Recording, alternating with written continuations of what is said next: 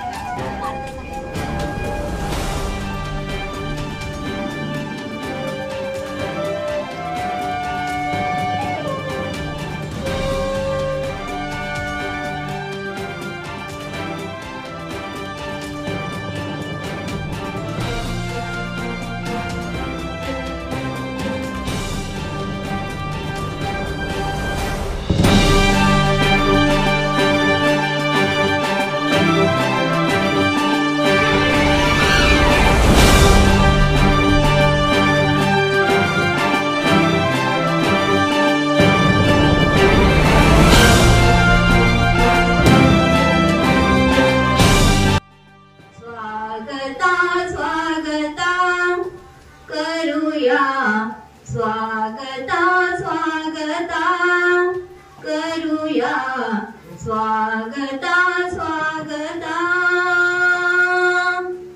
ज्ञान मंदिरी आपुल्या या, ज्ञान मंदिरी आपुल्या या, स्वागता स्वागता करूया, स्वागता स्वागता करूया, स्वागता स्वागता मांगल्याचे दीप उजळती, आशा साऱ्या पुलकित होती, मांगल्याचे दीप उजळती, आशा साऱ्या पुलकित होती, कौतुक पाहण्या आपण आला, कौतुक पाहण्या आपण आला, हीच आम्हा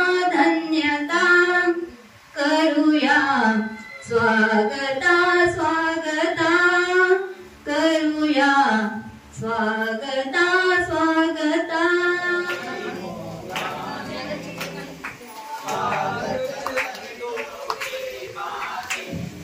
स्वागत करीतो प्रेमाने, आलात तुम्ही आमच्या सदनी, मन गहिवरले मोदाने, स्वागत करीतो प्रेमाने, स्वागत करीतो प्रेमाने, आमादयेची भीक नको, सहानुभूतीचा शब्द नको, साथ हवी आणि हात पाठीशी, जीवन फुलवो कष्टाने, जीवन प्रेमाने, अडखळणारे जरी बोल, बेसूर अथवा बेताल, साथ हवी आणि हात पाठीशी, नेत्र सांगती हर्षाने,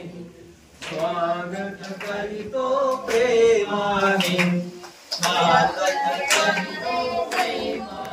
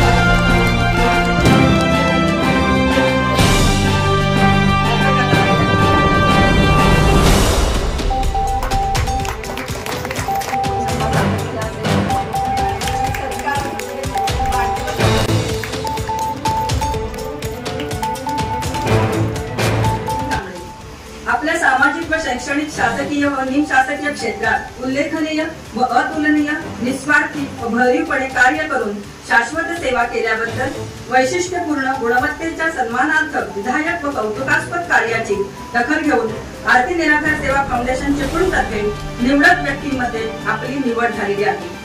सामाजिक सेवा गौरव पुरस्कार देऊन आपला सन्मान करण्यात येत आहे. या पुरस्कारामुळे आपल्याला प्रेरणा व प्रोत्साहन मिळणार असून भावी आयुष्यात आपल्या हातून सर्वांगीण विकासाचे मौलिक कार्य घडेल आणि उत्तरोत्तर असेच कार्य घडो ही सदिच्छा.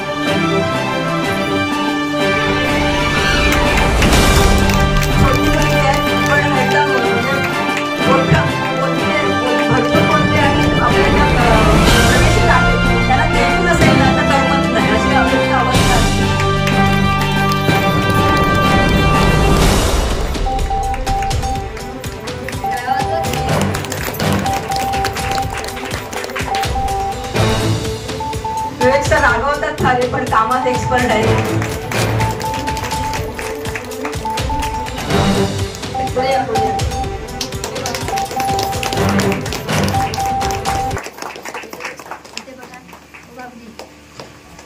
सन्माननीय व्यासपीठ आणि सभागृह, मी माईक नको म्हटलं कारण ह्याचं कारण 86 सालापासून 20 सालापर्यंत रोज ह्या सभागृहात मी माईक शिवायच बोलत होते.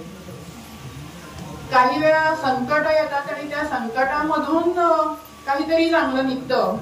2021 सालचा पूर जो आहे तो असा माझ्या आयुष्यामध्ये कलाटणी देणारा ठरला.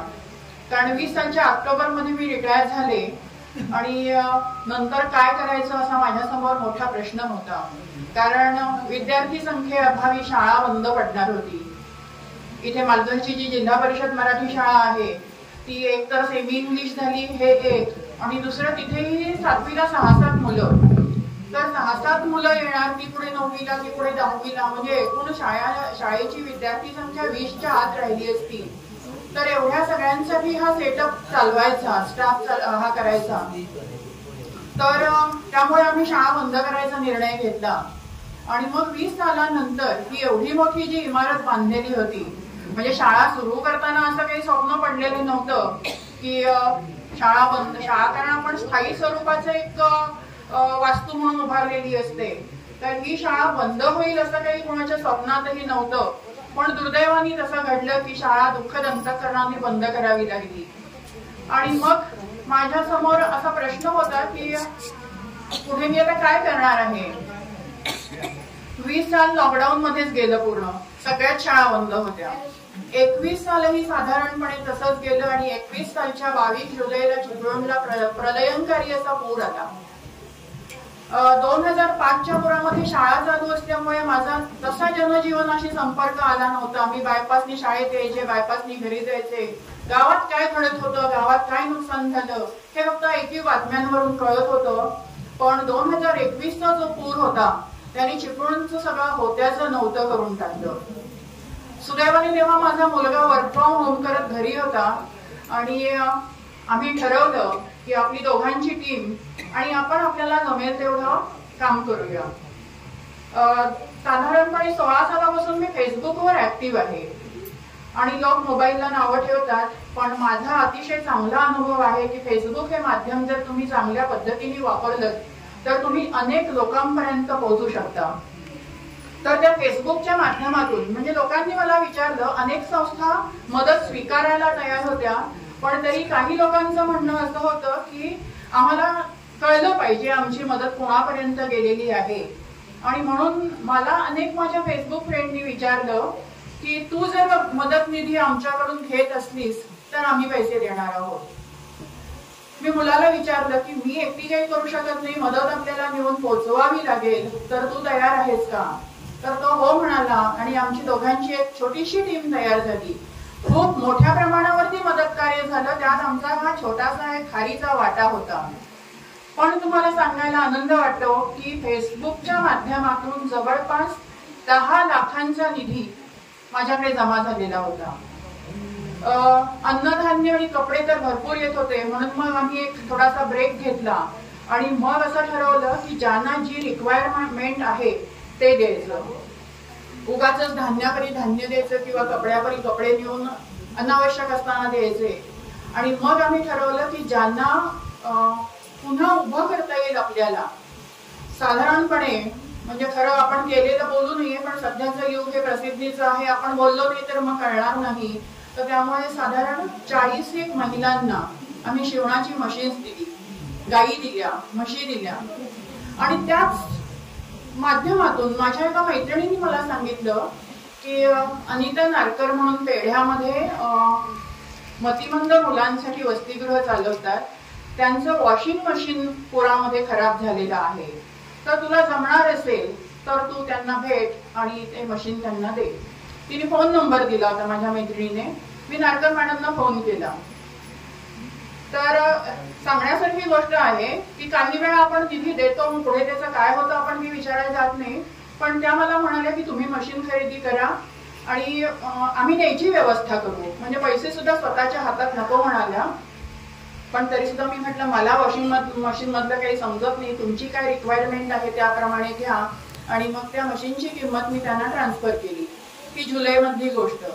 पुढे सप्टेंबरला 5 सप्टेंबरला शिक्षक दिन असतो, मी सेवानिवृत्त झालेली होते, घरी रिकामी होते, तर त्यांनी मला पेढ्याचा आश्रम बघण्यासाठी बोलावलं.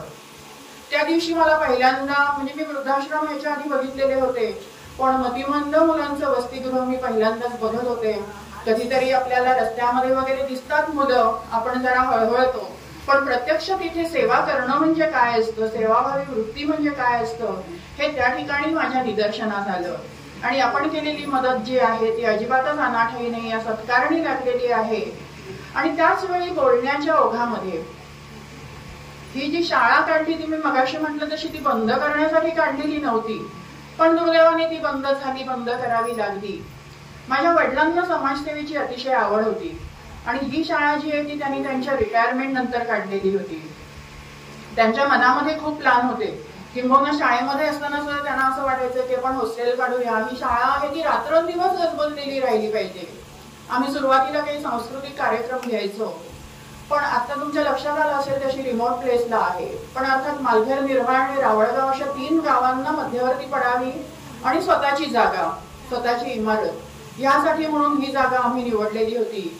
त्यामुळे त्यांची इच्छा जी होती की रात्रंदिवस शाळा चालू राहावी, काही ना काहीतरी उपक्रम, तर ती रात्रीची शाळा फार कमी वेळा आम्ही भरवली. कधीतरी आकाश दर्शनासाठी वगैरे आम्ही मुलं बोलवायचो किंवा काही शारदोत्सवामध्ये सांस्कृतिक कार्यक्रमासाठी, पण बाकी 11 ते 5 झाल्यानंतर इथे सुनसान असायचं. आणि मग कधीतरी शाळा बंद पडणार कारण मुलं कमी होत आहेत हे दिसत होतं, तर तेव्हा त्यांच्या मनामध्ये होतं की आपण वृद्धाश्रमासारखं काहीतरी सुरू करूया का. मनात आयडिया होती, पण मी त्यांच्यासाठी कर्तृत्ववान नाही. माझा स्वभाव जो आहे तो फारसा सोशल नाही की 4 लोकांमध्ये मी जाऊन मिसळेन, बोलेन वगैरे. पण तरी सुद्धा नियती कुठेतरी ठरवत असते. 26 जानेवारी 2020 ला आम्ही शाळेला निरोप देण्याचा कार्यक्रम ठेवला होता इथे, आणि त्या दिवशी मी म्हटलं होतं की शाळा बंद होते आहे, पण नियतीच्या मनामध्ये ह्याच्यापेक्षा काहीतरी समाजाला उपयोगी ठरणारं काम या जागेमध्ये व्हावं अशी नियतीची इच्छा असेल आणि ह्या वातावरणात खरंच पॉझिटिव्ह वाईब असाव्या, आणि त्यामुळे 21 साली आमची भेट झाली. आणि 22 सालच्या नंतर मग आमच्या बऱ्याच मीटिंग झाल्या. त्यांना मी म्हटलं आधी तुम्ही येऊन जागा बघा, इथे अत्यंत रिमोट प्लेसला आहे, मतिमंद मुलं आणि वृद्ध ठेवायचं तर आपल्याला डॉक्टर ऍक्सेसिबल असला पाहिजे. तर त्यांनी आमच्या झाल्या म्हणजे 3-4 बैठका झाल्या आणि मग त्यांनी ठरवलं की आम्ही इथे सुरू करतो आहोत. कारण पेढ्याच्या बंगल्यामध्ये माणसं ठेवायला मर्यादा येत होती आणि त्यामुळे मग त्यांना ज्या काही इथे गरजा होत्या त्या गरजा पूर्ण करून दिल्या. कारण आमच्या वर्ग खोल्या होत्या, आमचे संडास बाथरूम बाहेरच्या परिसरामध्ये होते. पण मतिमंद मुलं किंवा वृद्ध ह्यांना काही बाहेर जाणं शक्य नव्हतं, चढ उताराची जमीन होती. तर त्यामुळे प्रत्येक वर्ग खोलीला अटॅच संडास बाथरूम, या ठिकाणी किचन आणि असं ह्या इमारतीला ज्या काही रिखा बदलणं अशा काही ज्या दुरुस्त्या होत्या त्या करून दिल्या. आणि एका अर्थी मी माझ्या वडिलांची इच्छा पूर्ण केली की त्यांची ही इच्छा होती की इथे रात्रंदिवस काहीतरी उपक्रम घडले पाहिजेत आणि खरंच त्यांची ती इच्छा पूर्ण झाली की आता ही रात्रीची ही शाळा ही उघडी असते. या आता वृद्धाश्रमाबद्दल बोलायचं होतं. आता आरती मॅडमने सांगितलं की हे काम सोपं नाही. म्हणजे मी आता जेव्हा मालघरला येते तेव्हा इथे येऊन जाते, हा सगळा स्टाफ जो आहे त्या आता माझ्या मैत्रिणीच झालेल्या आहेत आणि त्या कसं काम करतात तिथे ते मी बघते. आपल्याला डिप्रेशन येतं अशी घरातल्यांनी सोडून दिलेली माणसं किंवा अशी बघताना. पण कितीही जरी म्हटलं तरी आता ती काळाची गरज आहे. कालच कोयना नगर इथे आमच्या 75, 76 आणि 76, 77 असं 2 बॅचचं गेट टुगेदर झालं. तर तिथेही हा विषय निघालेला होता. आता सगळे साठीपार आहेत, काही ठिकाणी एकट्या बायका राहिलेल्या आहेत, काही नवरे राहिलेले आहेत, काही म्हातारी कपल्स राहिलेली आहेत, मुलं सगळ्यांची परदेशात किंवा परगावी असतात. आणि त्यामुळे आपण कितीही म्हटलं मुलांना दोष देण्यात अर्थ नाही, मुलांचाही नाईलाज असतो, परदेशात त्यांना चांगल्या संधी खुणावत असतात आणि त्यामुळे ती मुलं परदेशात जातात. अर्थात हा ज्याचा त्याचा वैयक्तिक चॉईस असतो की परदेशात जायचं की आई वडिलांजवळ इथे राहायचं. तर त्यामुळे कितीही तुम्ही नाही म्हणालात तरी वृद्धाश्रम ही काळाची गरज झालेली आहे. आणि अगदी खरं सांगायचं तर एकाकी वृद्धाला घरी ठेवण्यापेक्षा इथे जर तो 4 माणसांच्यात रमला तर त्याचं आयुष्य चांगलं जाईल असं माझं वैयक्तिक मत आहे. शेवटी इथे राहतात, त्यांना त्यांची दुःख किंवा सुख किंवा आनंद काय जे असेल ते त्यांचं त्यांना. पण तरी सुद्धा मला असं वाटतं की ही पुढची काळाची गरज आहे आणि जास्तीत जास्त त्यांना चांगल्या सोयी पुरवाव्यात. आणि ह्या सगळ्याच्या मुळाशी आता हे नारकर दाम्पत्य जे आहे ते आपला सगळा पैसा जो आहे तो ह्याच्यामध्ये होत आहे. कुठलंही कार्य आरंभलं तरी त्याच्यासाठी पैसा हा लागतोच. तेव्हा यांची जशी माणसांची गरज आहे इथे काम करणारी माणसं, आता आरती मॅडमनी उल्लेख केला तसं आता नारकर मॅडमचं वय 69 आहे. तर 2 गोष्टींची इथे गरज आहे की तरुण व्यक्तींनी या आरती निराधार फाउंडेशन मध्ये पुढे येऊन काम करणं. म्हणजे असं ऑर्गनाइज ग्रुप जे अजून थोडंसं इथे येण्याची गरज आहे. तर ते ऑर्गनाइज ग्रुप या आश्रमाला किंवा या संस्थेला येईल. आणि दुसरं म्हणजे पैसा. आपण आता हॉटेलमध्ये जेवायला गेलो तर सहजपणे 1000 रुपये खर्च करतो. मी जिथे जिथे जाते तिथे तिथे आवाहन करते, कालच्याही गेट टुगेदरला सांगितलं की दरमहा 1000 ही अमाऊंट काही फार मोठी नाहीये. आपण आपल्या पैशामधून दरमहा 1000 असे रुपये अशा संस्थांसाठी जर बाजूला काढले, कारण आपण आतापर्यंत समाजाकडून घेत असतो. म्हणजे माझ्या वडिलांची किंवा माझी भावना हीच होती की आपण एवढी वर्ष नोकरी केली, आपण सरकारी पगार घेतला, म्हणजे सरकारी पगार शेवटी कुठून मिळतो तर टॅक्स पेअरच्या पैशातूनच मिळतो. मग समाजाकडून आपण घेतले तर आता आपण समाजाला काहीतरी देऊया. प्रत्येकाला काही लाखांमध्ये पैसे द्यायला जमेल असं नाही, पण आपला जो काही चरितार्थ असेल तर त्याच्यामध्ये अजून आपल्या घरी एक मनुष्य आहे असं समजू. पूर्वी असं म्हटलं जायचं की एक घास कावळ्यासाठी, चिमणीसाठी, गोगरासच आपण बाहेर काढून ठेवायचो. तर आता तशी पद्धत राहिलेली नाहीये, काही ठिकाणी असेलही, पण तो एक गोगरास समजूया आपण आणि आपल्या फॅमिलीमध्ये अजून एक मेंबर आहे असं समजून त्याचा जो वाटा आहे, भले 500 रुपये असेल, भले 1000 रुपये असेल, तर तो दरमहा अशा एखाद्या संस्थेला द्यावा असं मी सगळ्यांना माझ्यातर्फे आणि आरती निराधार फाउंडेशन तर्फे आवाहन करते. म्हणजे अशा संस्था चालाव्यात की नाही असा वादाचा विषय होऊ शकेल, पण मी आता म्हटलं तसं गरजेची गोष्ट झालेली आहे ती. आणि त्यामुळे ह्या अशा संस्था वाढत राहणार आहेत. तेव्हा आपला एक सामाजिक बांधिलकी म्हणून आपण आपला मदतीचा हात आहे तो त्यांना पुढे करूया, म्हणजे मग जे करते हात आहेत त्यांना अधिक बळ येईल. आणि थांबते मी माझे 2 शब्द, आधीच उशीर झालेला आहे. आमच्यामुळे कार्यक्रमाला उशीर झाला. आज ऑफिस असल्यामुळे थोडे येण्याला बाहेर पडताना उशीर झाला. पुन्हा एकदा सर्वांची देखील व्यक्त करतो. आणि आरती निराधार सेवा फाउंडेशनच्या 7व्या वर्धापन दिनानिमित्त उपस्थित असलेल्या सर्व व्यासपीठावरील मान्यवर, तसेच माझ्या समोर आणि माझ्या बाजूला अनेक मान्यवर असे आहेत की ते व्यासपीठावर बसले पाहिजेत पण समोर बसलेले आहेत. खरोखरच नारकर दाम्पत्याचं म्हणजे नारकर साहेबांचं आणि मॅडमचं आणि कार्यकर मॅडमचं ह्या सगळे जे सेवा करतात आणि त्या सेवा करण्यासाठी जी धडपड असायची ती मी नगरपालिकेमध्ये येताना बघायचो. मॅडम आणि साहेब ज्या वेळेला नगरपालिकेत यायचे आणि त्यांनी त्या सगळ्या निराधार लोकांसाठी ज्या वेळेला त्यांना नगरपालिकेच्या माध्यमातून सहकार्य लागायचं आणि त्यासाठी त्यांची जी तळमळ असायची किंवा एखादं काम करण्याची जिद्द होती ती खरोखरच मला भावली.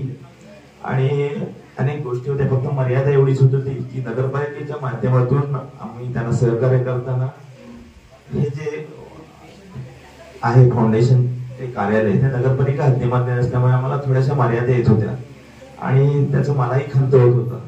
आणि पण त्या मॅडम ज्या वेळेला ज्या गोष्टी आम्हाला जे करता येत तेवढं ते सहकार्य करतो.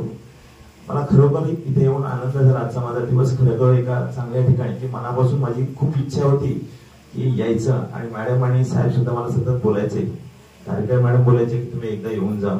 पण आज मी या ठिकाणी आलो आणि मी खरंच धन्य आहे की मला या सगळ्यांचा तुमच्या सगळ्यांचा सहवास मिळाला. साहेबांच्या आणि मॅडमच्या या कामाला आणि या सगळ्या कार्याला मनापासून धन्यवाद देतो. आणि यापुढे जे काय सहकार्य करता येईल ते नगरपालिका असू दे किंवा वैयक्तिक पेडामकर म्हणून मी त्यांच्या बरोबर नेहमी असेन. आणि एवढं बोलतो आणि इथे थांबतो. आम्हाला एक अतिशय आजारी असलेला म्हातारा गृहस्थ बसला होता. सगळे त्याच्याकडे पाहत होते, नाक मोडत होते, कारण त्याची स्थिती ठीक नव्हती. एक 50 किलोमीटर पुढे रेल्वे आली असेल आणि त्या माणसाची स्थिती आणखीनच बिघडली आणि त्याला भडभडून उलटी झाली.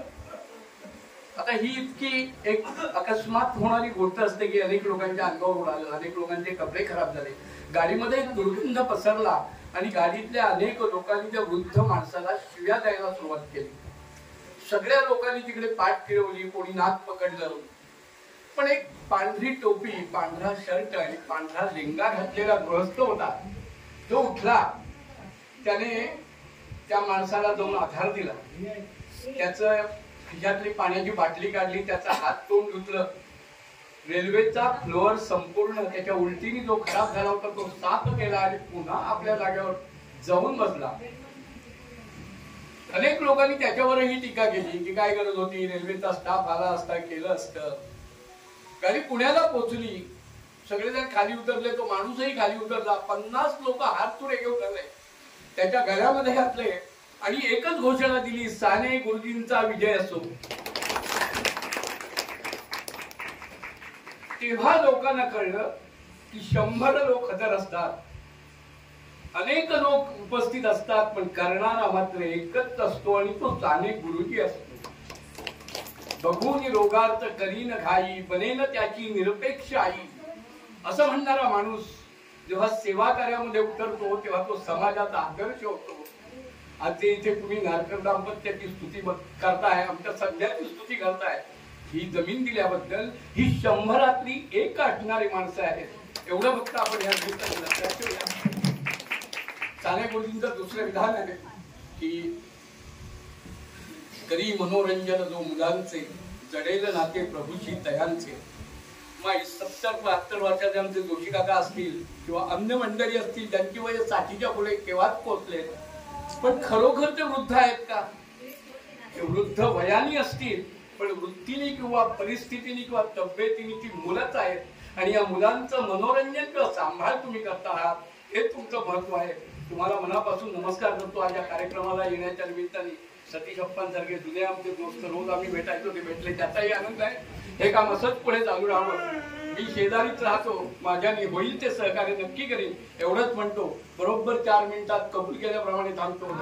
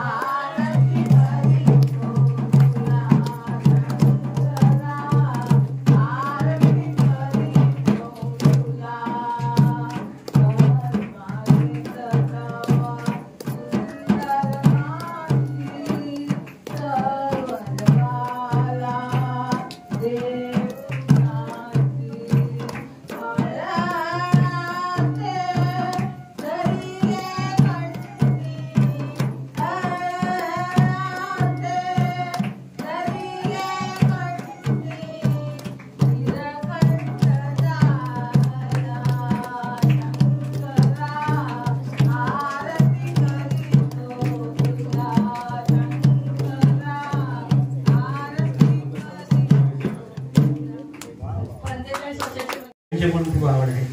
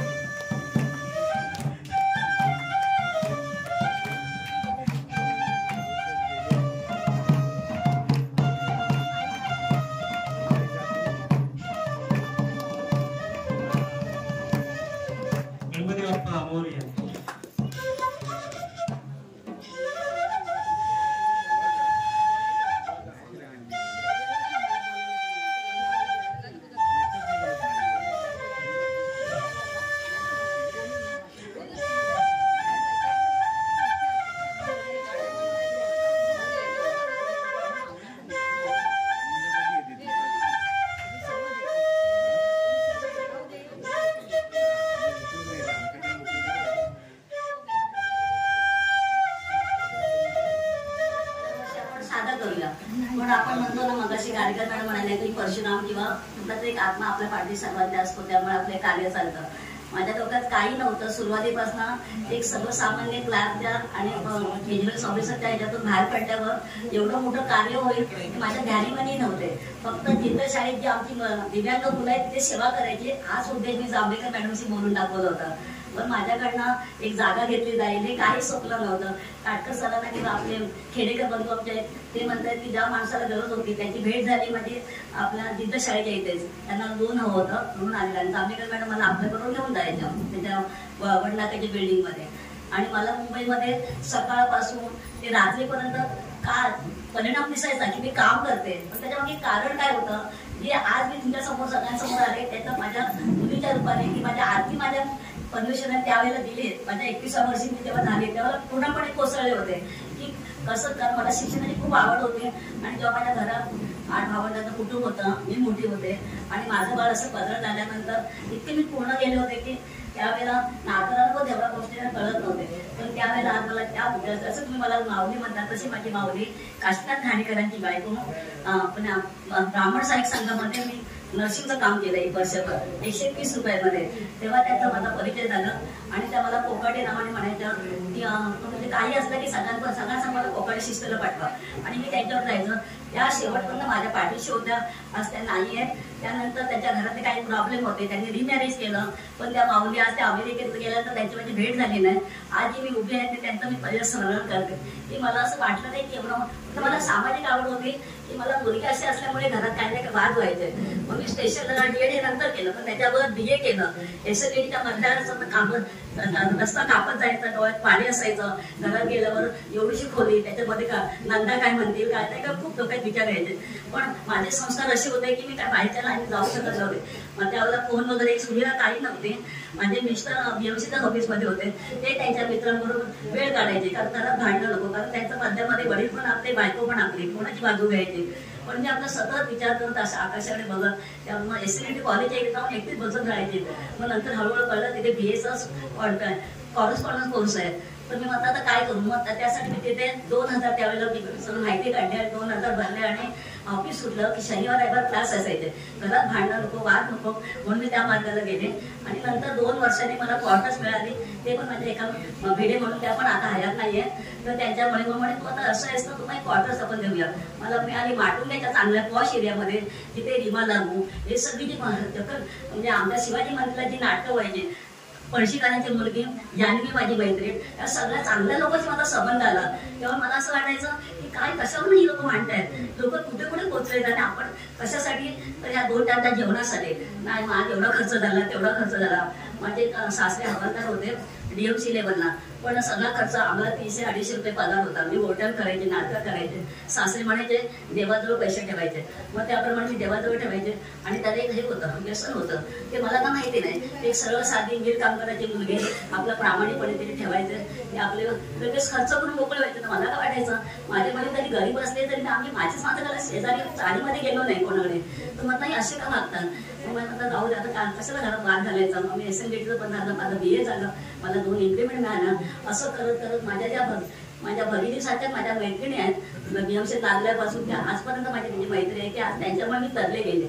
सगळी चांगलं ससा म्हणजे काही चांगलं माझ्या पुढे व्हायचं असेल म्हणून त्या सगळ्या माझ्या पाठीशी होत्या. त्या महिन्यावर मला ती लोक सगळी भेटली आणि त्या सर्वांना धन्यवाद देते की त्यांच्यामुळे. आणि इकडे तिकडून आल्यानंतर पहिली भेट झाली जांभेकर आणि कारेकर मॅडम बरोबर. त्यामुळे तिला मी ओळखत होते. आमची शर्मिला आहे ती क्लार्क पण होते. या सगळ्या भगिनी माझ्या नंतर पाठीशी होत्या. शीतल जोळेकर सर माझी भगिनीसाठी मैत्रीण ती आता आमका भिड्यात असते. तर बापू भिड्यांची बहीण तर ती म्हणाली आता माझी आवड आहे ना ती येते आहे. तर तिने मला बोलून घेतलं मी मीटिंग केला आणि माझ्या मुलीला घेऊन माझ्या मुलाचं लग्न झाल्यावर माझ्या मुलाच्या आई वडिलांच्या माझ्या सुनेच्या आई वडिलांची पण मला साथ आहे की त्यामुळे मी हे कार्य करू शकले. तीनदाच मी इकडे आले मुलीला घेऊन आणि माझ्या मुलीला मी अशी सवय लावली होती की स्वतः करायचं. माझ्या डोक्यात काय यायचं की हिला सवय लावलं जरा समाज एवढा बघत नाही लोकांकडे तर 2 भांडी नसतात तर 2 टाइम सारखं जेवण मिळेल एवढी फक्त मी अपेक्षा केली होती तिच्याकडनं. आणि तिला तसं वळण लावलं आणि आज ती भारतामध्ये तिने माझ्या मुलापेक्षा पण तिने नाव गाजवलं. ती आज गोल्ड मेडलिस्ट आहे. आज पण तिच्यामुळे हे कार्य माझं होत आहे. कारण घरातली सगळी बाजू ती बघते. मिस्टर कपडे लावतात हे फक्त जेवण करते आणि बाहेर पडते. सकाळी ऑफिसच्या वेळेसाठी राहते रात्री 8-9 काय या लोकांच्या काही असतील. कधी कधी आमचे मतभेद होत असतात पण मनभेद मी करायला देत नाही. मतभेद व्हायलाच पाहिजे. त्यामुळे आपलं कळणार कसं पुढे काय चुका आपल्या आहेत त्यामुळे आमच्या खूप वादावादी होतात. पण माझा स्टाफ कधी मनभेद करायला देत नाही. आम्ही परत सगळे एकत्र येतो. अशी माझी छान एक मोठी फॅमिली झालेली आहे. माझी मोठ्या फॅमिलीमध्ये मला दिलेली कारण वाटणारा भूषण होतं मोठ्या फॅमिलीत द्यायचं. 8 भावंडांमध्ये मी मोठे होते. सगळं दिरानंदांचं त्यांच्याही सर्वांचे आशीर्वाद आहेत. त्यांनाही सर्वांना मदत केली. म्हणजे मी जे बाहेर पडायचं मला टेन्शन यायचं माझ्या मुलीला बघून की बापरे हिचं कसं होणार काय होणार. तेव्हा मी असा विचार केला की आपण ना समाजाचं काहीतरी काम करूया.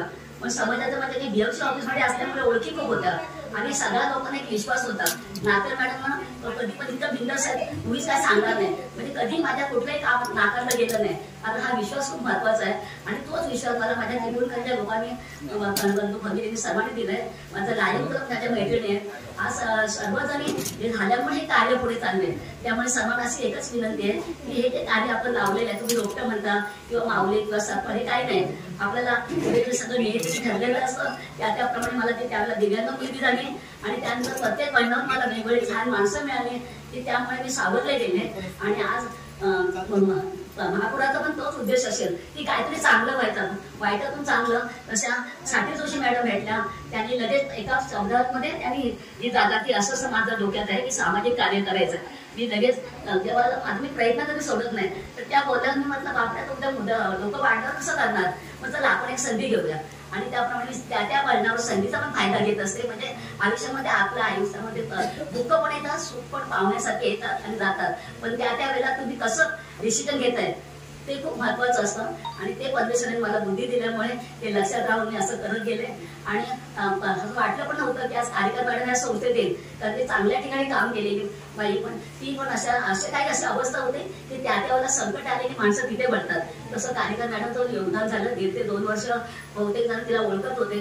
म्हणून विश्वास खूप महत्वाचा आहे. तुम्हाला नसेल तर मागून घ्या, पण विश्वास खूप महत्वाचा आहे, कोणाला हे करू नका. आणि त्याप्रमाणे साठी जोश मॅडम म्हणाला ऐकताना मला सल्ला देतात, हो मॅडम मध्येच त्या नाही बोलल्या ना, म्हटलं ठीक आहे, नाही बोललं तर काहीतरी करेन मी दुसरं, कारण का माझ्याजवळ खूप ओळखी आहे काय, त्यामुळे त्याचा आधार घेऊन मी पुढे वाढवेन असं मला विचारलं. तर खूप जण मला या विरोधात पण बोलतात, उद्या नाही झालं 8 वर्ष समजा काय करणार. म्हटलं मला माहिती नाही, मी फक्त रोपटं लावायचं काम केलंय, पुढे काय काय ते खतं बितं काय असेल ते पुढची वेळेकडे बघेल असे यांनी मी ही संस्था केलेली आहे. आणि माझ्या जुन्या लोकांना का विसरू शकत नाही की 1000 रुपयापासून 2000 पासून जे कामं केली लोक माझे, ते आज त्यांना अजूनही मी पगार वाढवू शकत नाही. आज घाणीचं काम आहे. आज कधी कधी वाटतं माझ्या डोक्यात तुम्हाला 25 ते 30,000 पगार मिळून ही माझी अपेक्षा आहे. ते पण स्वप्न आता निखिल सर भेटले, तेही स्वप्न माझं पुरं होईल असं मला आशा वाटते. 7व्या वर्षी आणि 10व्या वर्षापर्यंत माझ्या सगळ्या स्टाफला 30 ते 40,000पर्यंत त्यांच्याप्रमाणे जसं आपण पदोन्नती होते ऑफिसमध्ये तशी यांची पदोन्नती होते. आम्ही 7व्या वर्धापन दिने माझ्या मनोगतामध्ये मांडते आणि ती परमेश्वराने इच्छा पूर्ण करावी आणि सर्वांचे तुमचे आशीर्वाद असे पाठीशी राहू दे. धन्यवाद. मानते तुमचे आभार, देवाने हा जन्म दिला, देवाने हा जन्म दिला, त्यात चुकी काय आमुची, छळू नका तुम्ही आम्हाला, छळू नका तुम्ही आम्हाला, साथ द्या कायमची, लुळे पांगळे मतिमंद, लुळे पांगळे मतिमंद, भोगतो आधार, आरती निराधार सेवा फाउंडेशन मानते तुमचे आभार, आरती निराधार सेवा फाउंडेशन मानते तुमचे आभार.